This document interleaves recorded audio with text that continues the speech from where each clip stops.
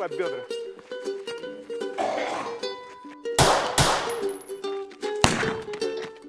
Слушается дело о производстве и сбыте контрабандной продукции в поселке Каратас, Полиция! а также организации преступной группировки, уклонению уплаты налогов.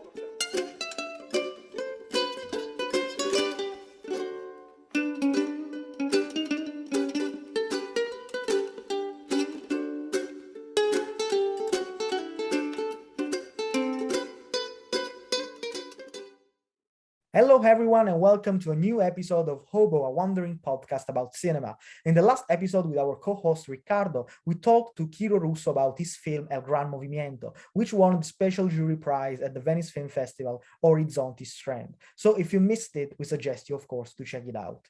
Today, we are very happy to welcome Adilkan Yerzanov, prolific Kazakh director, to discuss his film Herd Immunity, which premiered at the 25th Tallinn Black Nights Film Festival. I'll take just a few seconds to introduce the movie to our audience. Herd Immunity is set in the heavily corrupted, lawless Karatas village, which is naturally immune to any honesty and where almost all the Yerzanov's films are staged. Pandemic lockdown reached even this distant, secluded place in the middle of nowhere, but the show of money laundering, scamming deals, and illegal vodka businesses must go on in the shadows of coronavirus. A local detective, who is the protagonist of the film, loves bribes, supports criminal frauds, and lives for a sacred dream to cast everyone in Karatas for the band of dancers called the Rascals. He has no choice but to accomplish dirty deeds of gangster Bola, wannabe the world's famous movie director. So, of course, my first question concerns this mixture of these two elements. Why did you decide to show the consequences of the pandemic in a criminal context such as this one? Спасибо за вопрос. Я думаю, что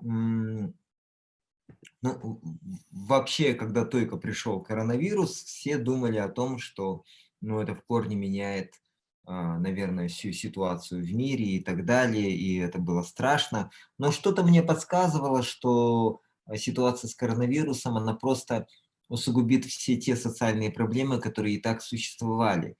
Мне казалось, что, тему ковида будут использовать в принципе как новую возможность в плане коррупции. И я думаю, что это оказалось правдой. Мы сейчас наблюдаем, что многие эксплуатируют коронавирус в своих корыстных целях, что, к сожалению, эту беду бюрократы используют в каких-то своих корыстных целях и так далее. То есть, как и любая другая болезнь, как и чума, как и все, что человечество знало до этого, все эти болезни, они, вскрывают те социальные проблемы, которые и так были в спящем таком состоянии. И в связи с этим мне вспоминается фильм Элия Казана.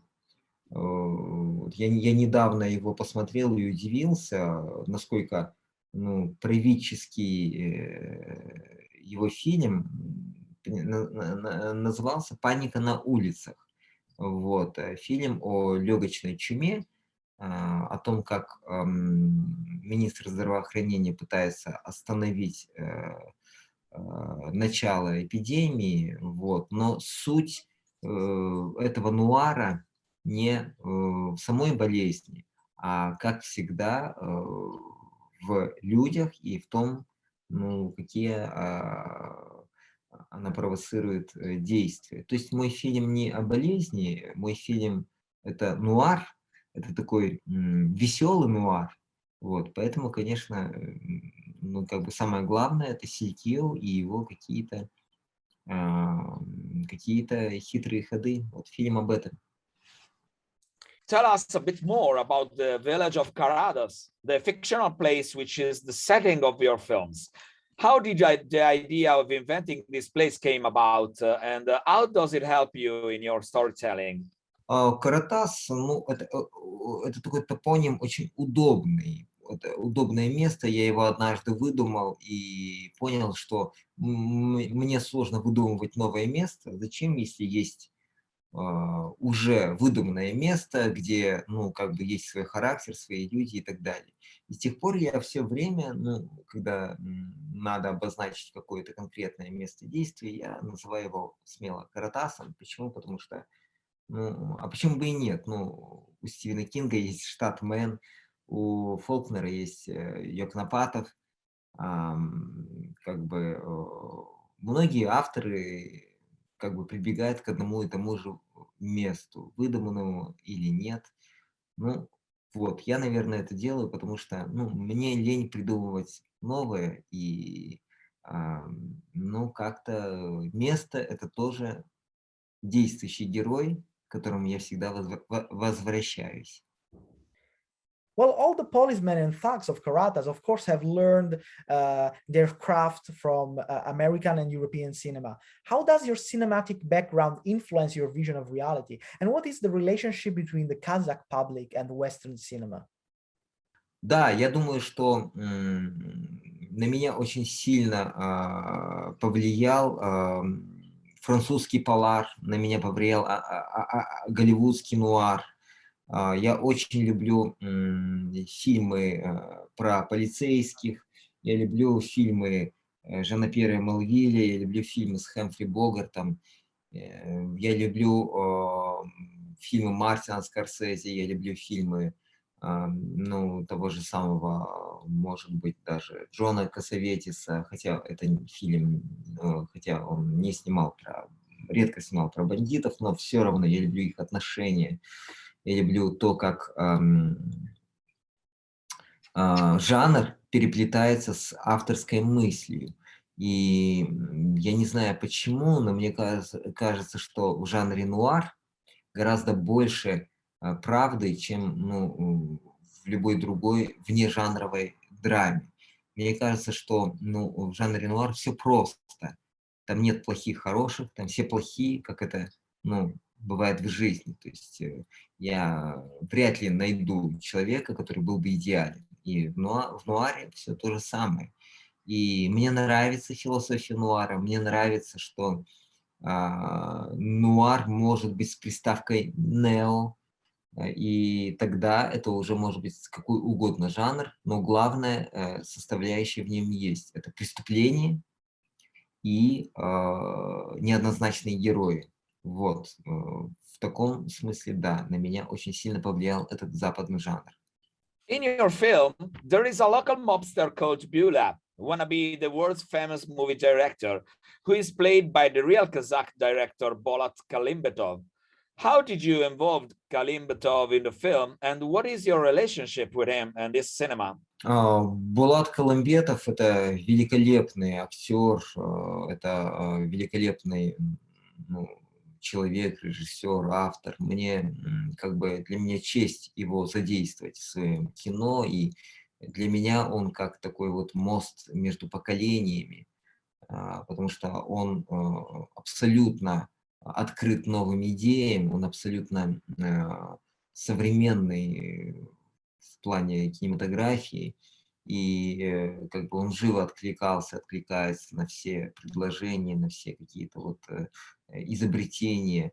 Поэтому, когда я описывал в сценарии этого персонажа, я уже знал, что, ну, как бы вот Булат Каламбетов сможет его воплотить, если согласится. Вот я надеялся, что он согласится, и он действительно согласился, и это было здорово, потому что в нем есть ирония, и вот тот факт, что в фильме он является еще и по совместительству таким вот, ну, мафиози, который еще и хочет стать режиссером, ну, мне кажется, это вполне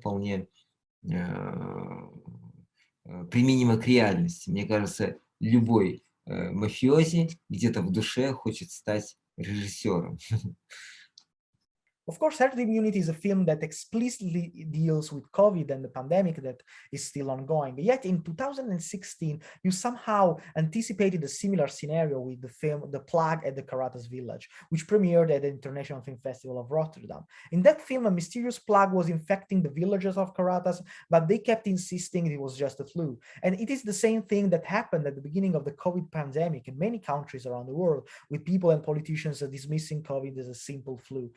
Have you ever thought about this unwitting premonition? Я думаю, что, ну, я не считаю это каким-то предсказанием. Я думаю, что это был такой вполне архетипический сюжет. В нем не было чего-то такого, ну, прямо какого-то точного предсказания. Нет, я считаю, что это был интересный сюжет, но никакой связи не вижу вот с тем, что, к сожалению, произошло в мире. Вот, но как бы на самом деле я считаю, что, ну, вот эта вот тема, связанная с коронавирусом, она не очень киногенична, потому что все, что связано с болезнью, на самом деле, ну, противоестественно кинематографу, потому что кинематограф, он по своей природе пытается, ну, наоборот, побороть любые болезни, потому что когда человек смотрит кино, он возвышается над всеми недугами, над всеми притяжениями, связанными с физикой. И поэтому кинематограф, как и любое другое искусство, оно будет стараться нас вырвать из оков физиологии, из оков, ну, каких-то вот болезней. Поэтому я считаю, что коронавирус, ну, не найдет прямо очень сильного отражения в кино, но благодаря кинематографу мы, наверное, преодолеем страхи перед этой болезнью. Only few directors in the world are capable to make 3 different films in 1 year. How long does it take for the idea of a film to actually become a reality? And what is the working method you prefer? Ну, я прекрасно знаю, что, наверное, это идет во вред, когда ты снимаешь слишком часто. Это самое простое, что может сказать любой коллега тебе, что, ну, мне так все и говорят: не снимай слишком часто, ты как бы не успеваешь наполниться новыми идеями. Но у каждого свой путь. Я просто не понимаю тот путь, когда режиссер наполняет себя там в течение 5 лет и потом снимает, ну, не сказать, что гениальное кино. Вот. По мне, так лучше жить согласно своему какому-то циклу, ритму. И вот мне так удобнее. Я хочу снимать всегда. Я не задумываюсь над тем, созрел я или не созрел. Я просто хочу снимать. Это мой модус операнди, мой образ действия. Я хочу снимать, и я буду снимать, ну, пока я могу. Хорошо это получается или нет, это вопрос для меня второстепенный. Первостепенно для меня это, ну, делать то, что я могу и хочу делать. Это важнее. So thank you so much, Mr. Yerzanov, for your time. Thank you, and good night. And of course, Hobo will return with a brand new episode next month. So we'll see you all in a few weeks. And thank you for joining us today. Goodbye.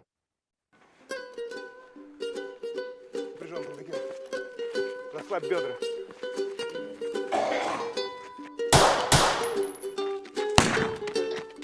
Слушается дело о производстве и сбытии контрабандной продукции в поселке Каратас, Полиция! а также организации преступных группировок